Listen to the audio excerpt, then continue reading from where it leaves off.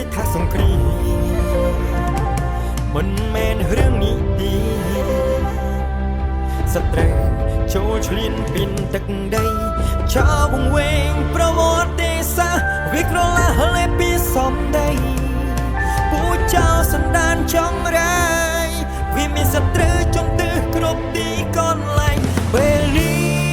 កូនខ្មែរត្រូវតែចងចាំ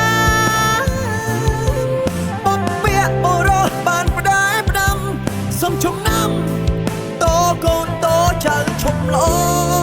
ជាមួយពួកចៅឈាមខ្មែរទីតាពួតដៃកុំចាត់សត្រូវព្រោះយើងជាខ្មែរពួតអ្នកសាងអង្គអរគុណវីរៈបុរសកងទ័ពខ្មែរខ្លាំងចាហានខ្លាការពារទឹកដីលះបង់ឈាមស្រស់ថ្មីខ្មាំងមិនណយដៃកូនខ្មែរសូមគោរពក្រាបក្បាលដល់ដីដឹងគុណអស់មួយជីវិតស្មារតីកូនខ្មែរគ្រប់រូបគ្រប់ប្រាណកុំតិចឲ្យបានអាចោលជន់លេនរូបរៀនទឹកដីរួមសាមគ្គីបាត់ថ្ងៃនេះស្លាប់ស្អែកឡើងកាត់ជាថ្មីយើងជាសសរទ្រង់ជាតិខ្មែរដ៏អស្ចារ្យមានតម្លៃ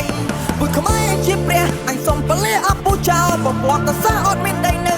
រសានអណ្ដែតតែដល់ទៅកើតម្សិលមិនអីអាកម្ពុជាថៃក៏ថាវាជាបញ្ញាក្អែកឯងខ្ពើបែកណាស់ហើយណាចោល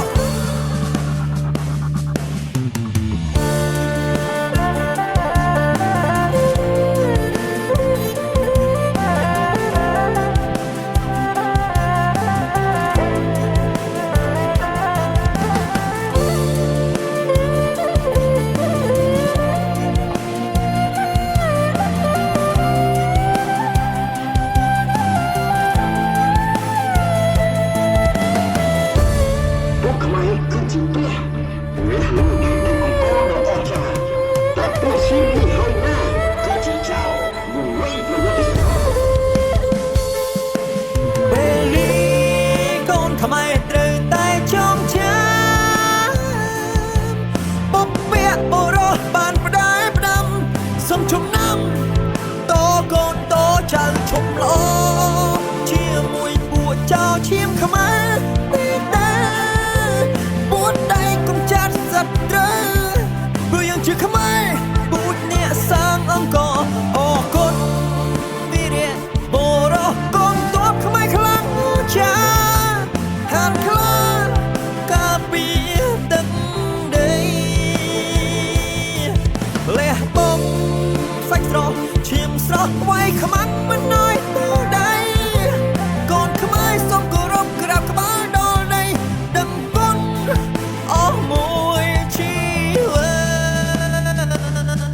តស្មារតីកូនខ្មែរគ្រប់រូបគ្រប់ប្រាណកុំតិចឲ្យបានអាចោលជន់លេនរូបរៀនទឹកដីរួមសាមគ្គីបាត់ថ្ងៃនេះស្លាប់ស្អែកឡើងកាត់ជាថ្មីយើងជាសសរទ្រង់ជាតិខ្មែរដ៏អស្ចារ្យមានតម្លៃ